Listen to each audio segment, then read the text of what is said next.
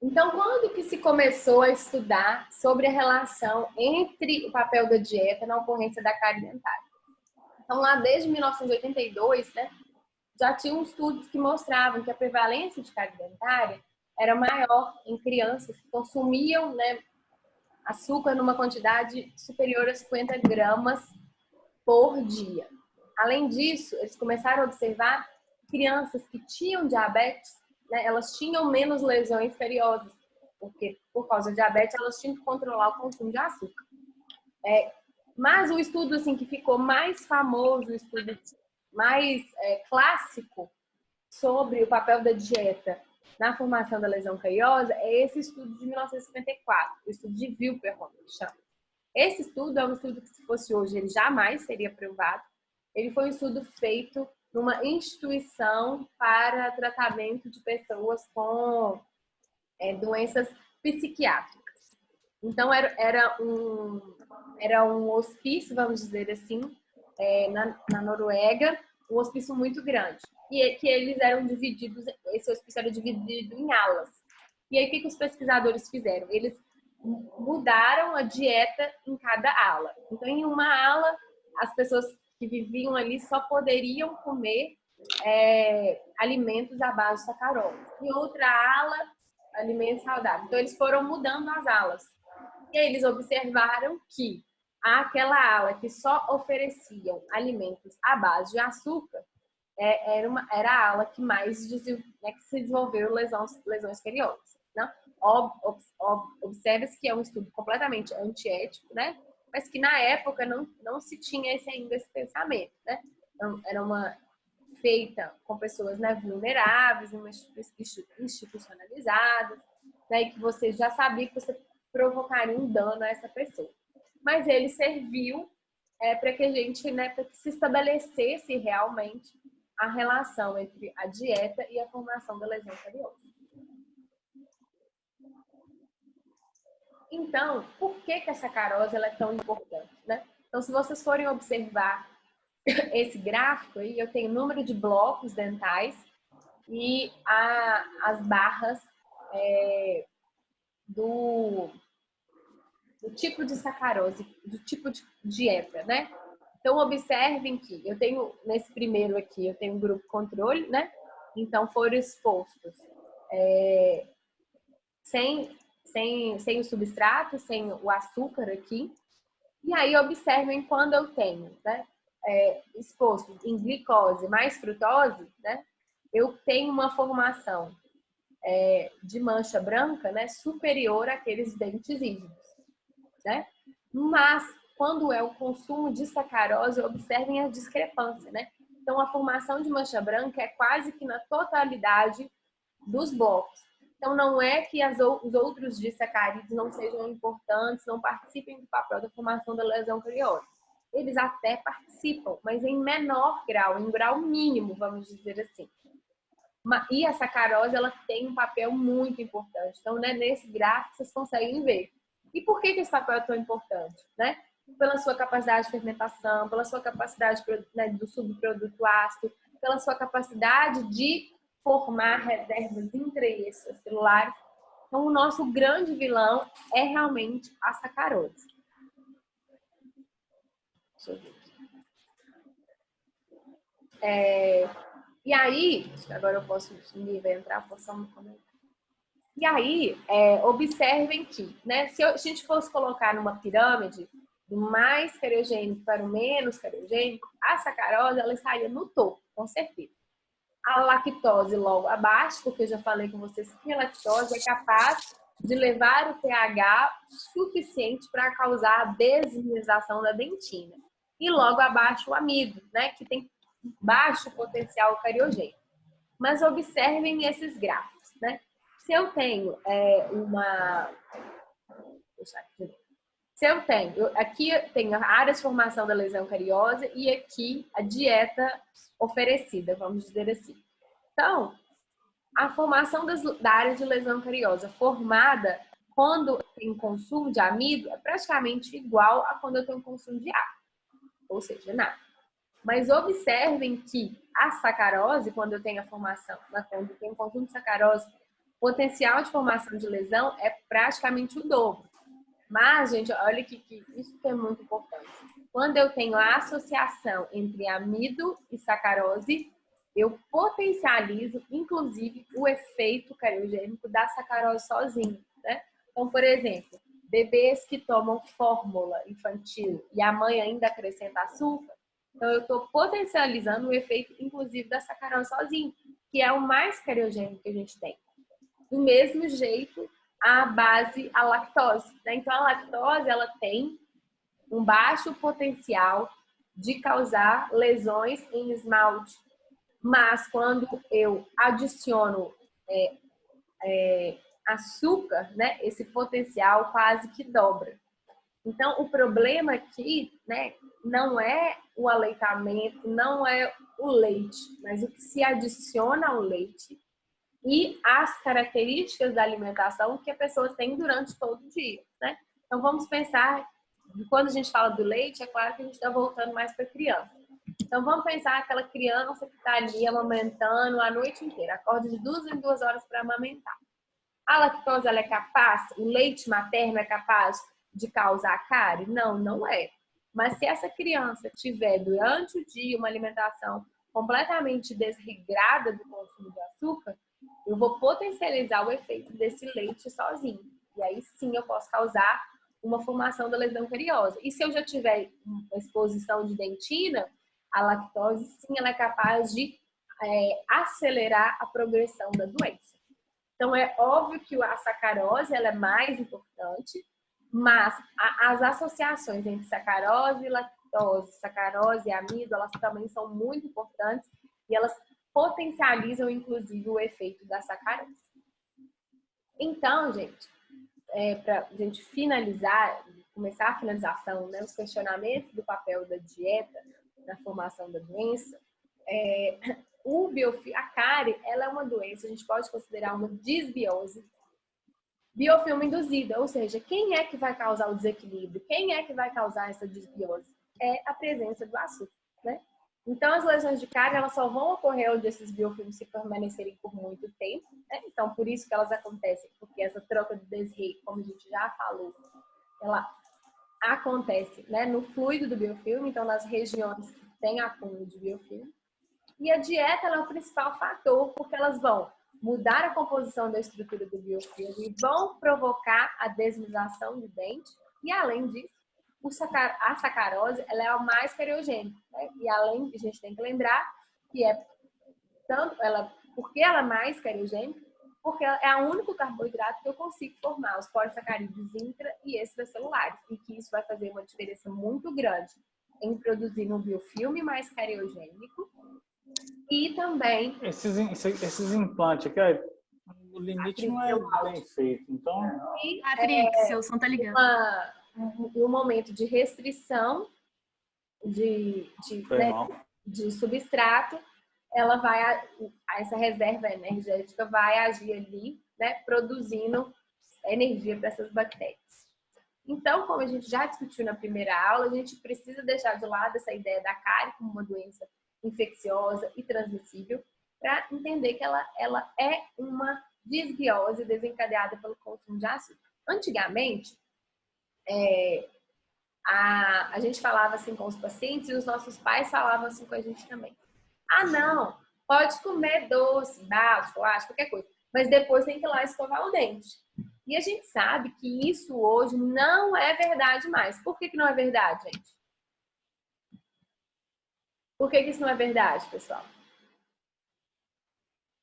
Abre o áudio aí e me explica. É porque eu acho que não é a quantidade de açúcar que a pessoa ingere no decorrer do tempo, assim.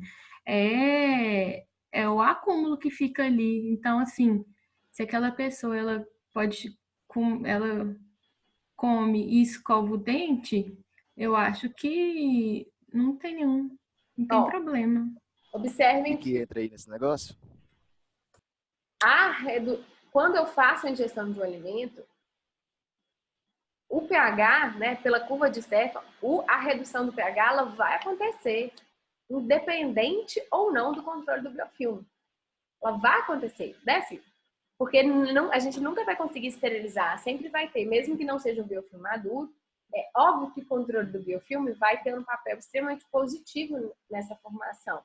E se eu não tenho um biofilme maduro, muitas vezes eu não consigo o suficiente produzir o ácido, né? Então, assim, se eu não tenho biofilme, eu não tenho fluido biofilme para acontecer essa DC. Mas todas as vezes que eu fizer a ingestão de alimento açucarado, a queda do pH ela vai acontecer, independente se eu escovar o dente depois ou não, porque o biofilme já está lá, né? Então, o biofilme estava lá e eu tive uma ingestão de açúcar. Então, o pH reduziu, independente se depois eu for lá escovar o dente ou não. E se eu fizer isso repetidas vezes, 10 vezes durante o dia, 10 vezes eu vou ter essa queda de pH. E aí, depois de 10 vezes, o meu organismo, né, a minha capacidade de tampão da saliva, ela não vai conseguir paralisar, não vai conseguir parar o processo. E aí, a balança, né, vai pender mais para o lado da desmineralização e a doença cárie vai acontecer. Então, observem que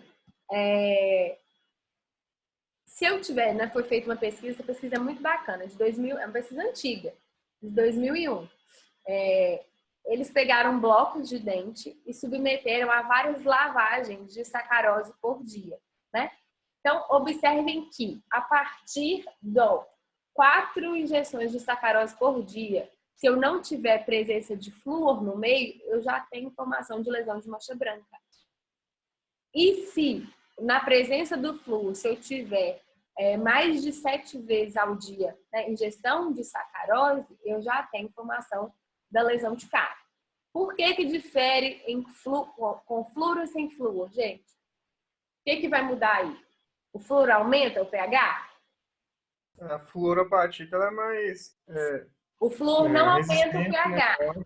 Isso, mas quando eu tenho flúor no meio, eu tenho a fluoropatita e ela precisa de um pH mais baixo para desmineralizar. Então, é por isso que com a presença do flúor, eu posso, vamos dizer assim, eu tenho uma segurança maior de consumo de açúcar. Então, assim... É mais estável, né? Mas é um composto mais estável. Então, o que vocês têm que entender é que se eu tiver ingestão de sacarose 4 vezes ao dia, se a criança, se a criança ou adulto não tiver fazendo uso, não tiver flúor presente ali no meio, a perda, né, já vai ter perda de estrutura, já vou ter lesão de mancha branca ativa, independente da minha escovação ou não. Então, não. O que é seguro? A gente padronizou. Seguro é uma ingestão de açúcar por dia que não ultrapassa 4 vezes ao dia. Se formos pensar, é muito fácil ultrapassar isso, gente. É muito fácil. Porque normalmente a gente faz 5 refeições. Em praticamente todas elas a gente tem alguma coisa de açúcar. Mas observem também que mais importante do que a quantidade de açúcar que eu ingeri é a frequência da ingestão desse açúcar. Então, para a formação da lesão cariosa, vamos dizer, é melhor que a pessoa come uma caixa de bombom num momento só do que coma um bombom a cada hora do dia. Porque a cada hora, se ela come um bombom a cada hora, esse desafio cariogênico, essa queda de pH, ela vai acontecer. E quedas sucessivas de pH, o nosso organismo não consegue tamponar. E se essa queda for mais do que 4 a 5 vezes por dia, eu já vou ter a formação da lesão cariosa. Então, isso é muito importante que vocês entendam. Que mais importante do que a quantidade de açúcar que foi ingerido é a frequência com que essa ingestão de açúcar é feita. E tem um outro fator que é muito importante em relação ao açúcar. Existe uma diferença do tipo de açúcar que é ingerido.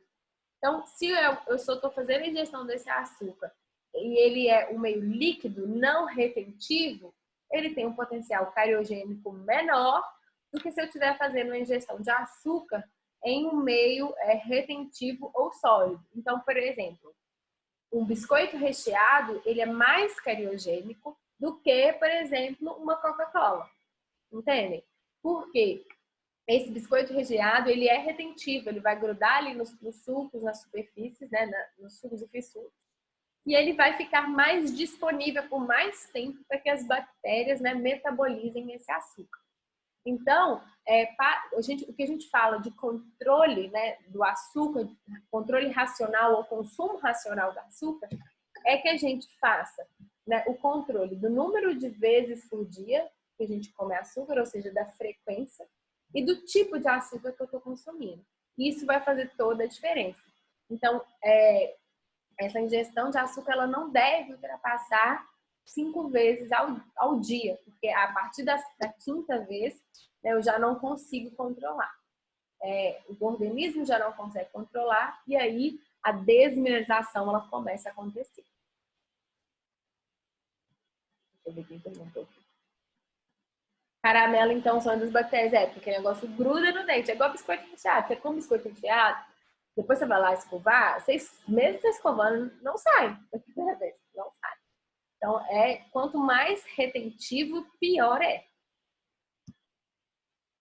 E aí, pode falar. Se você manter, por exemplo, é melhor uma pessoa manter uma dieta à base de um prêmio vegano. Ele tem uma probabilidade de ter cárie muito menor. Fala de novo, ficou, eu não entendi. Quem é vegano, por exemplo, sim. Que tem uma probabilidade de ter cárie menor, correto? Não necessariamente, porque o vegano, ele come produtos naturais, né? Mas não significa que os produtos não tenham açúcar. O vegano não come nada de origem animal, né? Mas não significa que não tem açúcar, entendeu? Porque o açúcar vem de um vegetal. Não, sim, mas a probabilidade seria menor ou maior? Porque, assim, sacarose é presente em tudo. Basicamente todas as frutas, qualquer coisa, né? O que eu entendo é que, normalmente, quem é vegano é uma pessoa preocupada com a sua alimentação, né? E a gente já está descrito, comprovado em diversos estudos científicos o potencial prejudicial do açúcar para as células do nosso organismo. Então, o açúcar ele é um oxidante celular, né?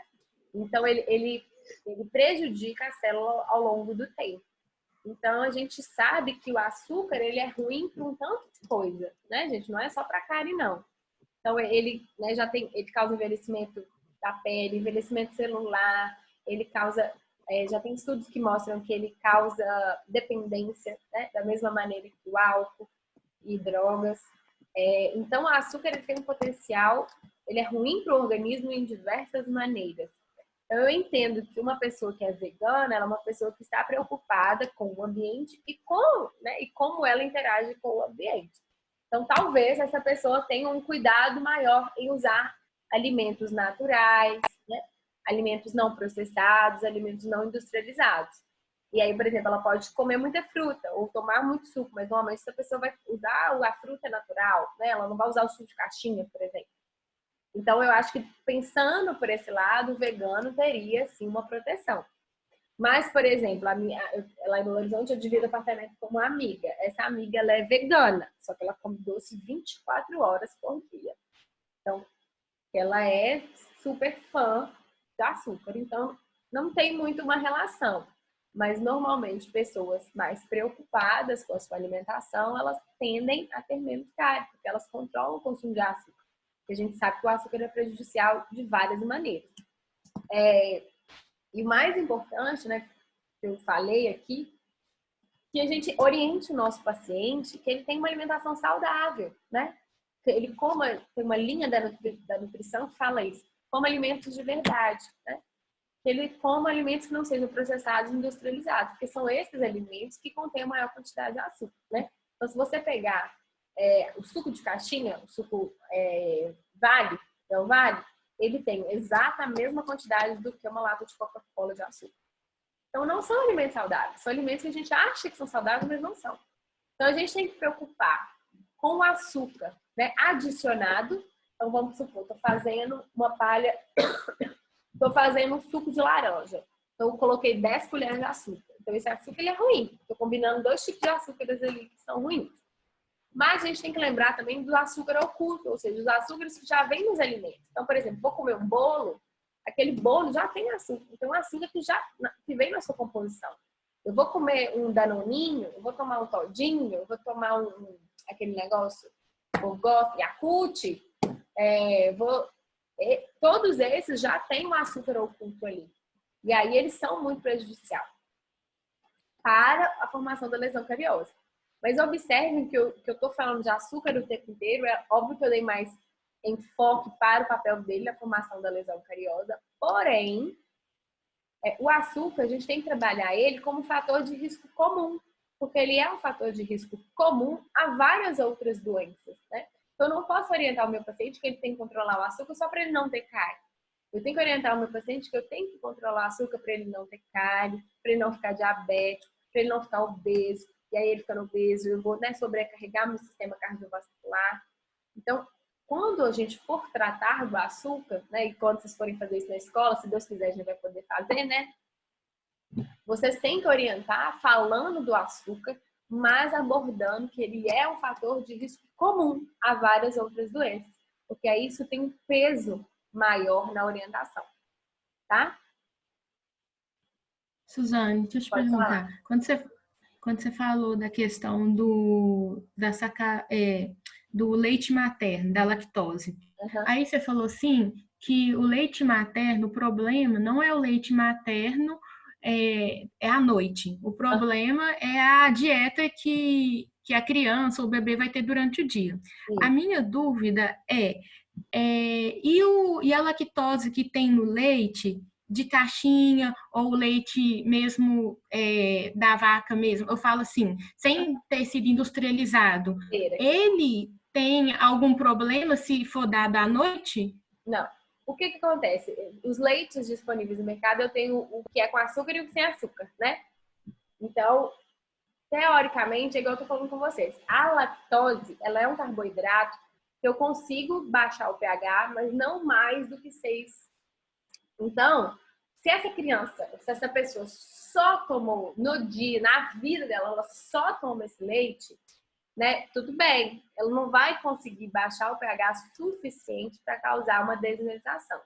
Só que não é isso que acontece, né? Então, por exemplo, uma criança que está tomando mamadeira, um leite de vaca, lá da vaca, tirar da vaca, ela não está tomando só leite mais, né? Ela já tem uma outra alimentação, ela tem uma alimentação complementar. E aí o grande problema é essa alimentação complementar, porque aí junto potencializa. Mas o leite materno, o leite que só tem a lactose isolada sem açúcar, ela não tem capacidade de desmineralizar esmalte, mas tem capacidade de desmineralizar dentina. Então, por exemplo, crianças que estão ali amamentando durante a noite toda e já tem uma alimentação durante o dia, né? Aquela criança tem um risco maior de ter cárie, porque ela já tem uma alimentação durante o dia. E se eu já tenho lesão de esmalte, por exemplo, e ela continua com essa amamentação noturna em livre demanda, a lesão da dentina, a progressão da lesão da dentina é muito mais rápida. Por isso que a gente, né, nessa idade, a gente chama, quando a gente identifica, antigamente tinha um nome que era cárie de mamadeira. Hoje a gente chama cárie da primeira infância. É uma lesão agressiva, desenvolvimento muito rápido. A gente chama hoje cárie severa da primeira infância. Então, não é que a lactose não é capaz de baixar o pH, ela vai baixar o pH, mas não o suficiente para desmineralizar esmalte. Entendeu? Sim, eu te esclareci? Sim. Então, tá. E aí? Eu queria fazer uma pergunta, tipo, sobre essa desmineralização do dente da criança. Uhum. Porque o dente de leite desmineraliza bem mais fácil. Sim. Quando ele tem a troca, né? Uhum. Por exemplo, dos primeiros incisivos, Uhum. a gente tem aquele período de maturação pós-eruptiva, né? Sim. O que é mais indicado para uma criança? É usar aquelas pastas de dente de criança mesmo? Porque geralmente elas são com menos flúor, não são? É a próxima matéria. Então, na próxima aula, a gente vai começar a falar sobre flúor. Mas já te adiantando, né? Desde a erupção do primeiro dente, a gente já recomenda a criança usar a pasta de dente com flúor, né? Mas essa pasta de dente com flúor, ela tem que ter no máximo 1.200 ppm. Que é a pasta, normalmente são as pastas infantis. Ela tem que ter no mínimo 1.000 e no máximo 1.200. Uma pasta de adulto que a gente usa, ela tem mais ou menos 1.450 a 1.500 ppm. Para criança já é muito, porque tem o risco de engolir. Então, para uma criança que está passando, né, pelo processo de maturação pós-eruptiva ainda, que tem uma ingestão que a gente não consegue controlar 100%, por isso que convencionou-se a usar. Desde que erupcionou o primeiro dente, a gente já usa uma pasta de dente com flúor. Mas aí é a próxima matéria, que já está até aqui, ó, papel fluorescente. Tudo bem. Tá? E a gente vai discutir sobre isso. Mas é a próxima, vai ficar para a segunda prova, vamos dizer assim. E aí, pessoal, normalmente depois dessa aula eu peço para vocês lerem esse artigo, que é um artigo muito bom mesmo, sobre o papel da dieta na formação da lesão cariosa. Normalmente eu peço, eu dou, né, quando está tendo tudo normal, eu dou para vocês leem em casa e a gente discute na sala. Mas aí eu estou pensando em fazer a atividade complementar em cima desse artigo. Então, eu vou mandar ele quando eu tiver essa atividade complementar toda organizada direitinho. Mas ele é muito importante que vocês leiam. E esse pesquisador aqui, ó, o Sherhan, é um pesquisador muito importante. Ele é um professor de Londres. E ele é um pesquisador muito, muito foda. Então, é importante vocês lerem esse artigo dele. Então, é isso que eu tinha para falar com vocês sobre o papel da dieta. Eu quero saber que, como a gente tem, né, na próxima semana, a gente já vai se encontrar. Vocês já vão ter feito, né, vão fazer a prova, vamos dizer assim, a avaliação. Quero saber se ficou alguma dúvida, né, de toda a disciplina até esse momento. Porque até a aula de hoje eu vou colocar questões lá na avaliação. Então, é importante que vocês relembrem, né, os conteúdos de promoção e educação em saúde, né, o conteúdo da histologia bucal, que a gente discutiu rapidinho, eu vou pôr uma questãozinha só. E aí começar mais especificamente, né, do processo de Desré, do papel do biofilme, da saliva e da dieta na formação da lesão da cárie. Com alguma dúvida? Suzane, Pode falar. eu tô com dúvida na sua aula que você postou, quando você falou da clorexidina e a relação com as células planctônicas ou isoladas e o biofilme, eu fiquei com dúvida. Porque como é que é a relação de 10 vezes lá? O biofilme, ele é uma estrutura organizada, onde cada, né, célula, cada bactéria, ela se organiza ali. Então, uma célula planctônica, quando eu falo, é quando eu tenho uma célula isolada, uma bactéria isolada. Então, o que eu quis dizer com Suzana, tem gente pedindo para entrar. Ah, tá. Então, o que eu quis dizer com aquilo é que quando as bactérias se organizam em um biofilme, as suas características são potencializadas. Então, eu vou precisar, por exemplo, se eu quiser inativar um biofilme ou uma célula, eu preciso de uma quantidade de clorexidina muito maior para desativar um biofilme, para eliminar aquelas bactérias viáveis ali, do que eu precisaria para eliminar uma bactéria específica isolada, a mesma. Entendeu? Porque como ele se organiza em biofilme, isso dá para esses micro-organismos uma proteção, né? Tanto uma proteção quanto a agentes químicos, quanto uma proteção porque tenho mais substrato disponível, quanto outra proteção porque eu tenho mais lugares, né, de adesão bacteriana. Então, por isso que elas se organizam no biofilme, porque é mais vantajoso para elas do que ficarem sozinhas, isoladas. Foi isso. Ficou claro? Suzane, eu tô com dúvida eu tô com dúvida no processo EG. Pode falar. Você quer que eu explique? Então, eu tô com dúvida nele, eu não tô conseguindo entender muito bem. Vamos lá. O que é o processo desse? Deixa eu precisar certo. Aqui, né, é a fórmula da hidroxapatita.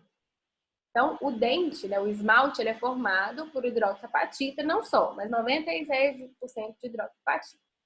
Porém, na saliva, no fluido do biofilme, que é a parte, né, inorgânica do biofilme, eu tenho esses mesmos íons dissociados, né? Então, eles estão ali presentes no meio. Existe uma lei da química, né, que diz que todos os meios eles têm que estar em equilíbrio. E quando eu tenho uma perda desse equilíbrio, né, o organismo, ele vai tentar retornar a esse equilíbrio novamente. Então, o que é o processo de desmineralização? É a perda desse equilíbrio químico. Por quê? Eu tenho a hidroxiapatita, né, na forma do dente, e eu tenho ali na cavidade bucal os íons. Então, eles estão em equilíbrio.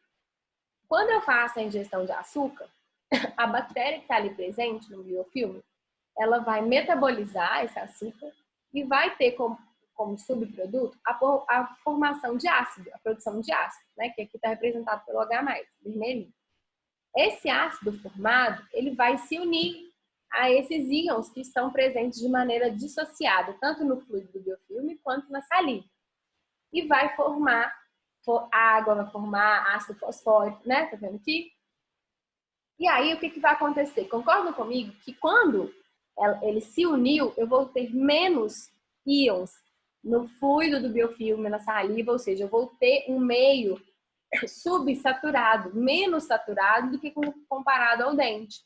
E o meio, ele tem que estar em equilíbrio. E aí, o que vai acontecer? O dente vai doar minerais para esse meio que estava subsaturado. Só que quando o dente doa mineral, o que fica aqui no lugar do que ele doou? Fica o poro, né? Que é a formação da lesão cariótica. Então, isso que é o processo de desmineralização. Não é que a bactéria produziu ácido e esse ácido corroeu o dente. É porque esse ácido, né? Ele abaixa o pH, né? Porque ele perde esse equilíbrio, porque ele forma, né, outros compostos. E aí eu fico com o meio subsaturado, e aí o meio que está mais saturado vai doar para o meio, vai doar mineral para o meio que está menos saturado. É isso que é o processo dele. Tá bom, entendeu? obrigada. Conseguiu entender? Uhum. Mais alguma coisa, gente? Tudo certo?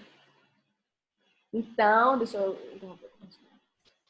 Então, eu vou encerrar a reunião. Eu vou pensar na atividade que vai ser a complementar. Vou mandar lá no AVA. É importante que vocês entrem no AVA, tá? Vocês serão e estão sendo avaliados pelo número de vezes que vocês estão entrando no AVA. A gente consegue emitir um relatório, tá? Só mais uma pergunta. Então, praticamente a matéria da prova é o capítulo 1, 2 e 3, né? Isso, exatamente. Tá bom. Obrigada. Tá bom? Por nada. Leiam o livro da Marisa Maltz, vocês têm disponível na biblioteca virtual. Ele é muito fácil, a leitura é muito gostosa. E a matéria, né, não vai ser em torno disso. Não tem nada mais do que eu falei. Mas eu vou passar para o Patrick também como vai ser, mas eu vou postar lá no AVA. E não fiquem pegando as coisas que tem no grupo. Entrem no AVA e vocês busquem as coisas, porque vocês estão sendo avaliados por isso também. Tá? Suzane, pode falar. Você podia postar pra gente os slides das primeiras aulas que a gente teve para saúde? Fala. Tem no ACAD. Tá. Já tá lá? Ah, não vi. Não tá lá não. Acho que tá lá só essa aula aqui. Eu vou postar mais. Eu vou postar lá. No ACAD tem, Suzane? Ah, já tem? Eu postei lá. Então vocês entram no ACAD. Porque lá no ACAD tem. Ótimo. Tá? E aí qualquer coisa, eu deixei aberto lá no AVA um grupo de discussão. Se alguém tiver alguma dúvida, pode mandar lá também. Todas as matérias. Tá? E eu acho que semana que vem vocês vão estar fazendo a prova. Eu não sei se tem aula. Eu não entendi isso ainda. Mas aí eu mando todas as informações lá no AVA. Tá? Porque estamos aprendendo junto com vocês também. Tá todo mundo aprendendo. Tá? Então, bom final de semana a todos. Vou encerrar a reunião. Muito obrigada para você também. Obrigado, Suzane. Espero que vocês tenham gostado do jogo. Nós vamos fazer mais. Gostamos. Animada. Agora, se já sabem entrar, nós não vamos ficar 40 minutos. Não gostei, eu perdi. Ah, mas quem ganhou gostou. Agora a gente quer todas ser. Então tá, vou fazer. Na próxima aula eu já vou fazer. Já tem um de flúor preparado para vocês. Ótimo. Então, beijo. Beleza. Tá bom, falou, pessoal. Tchau.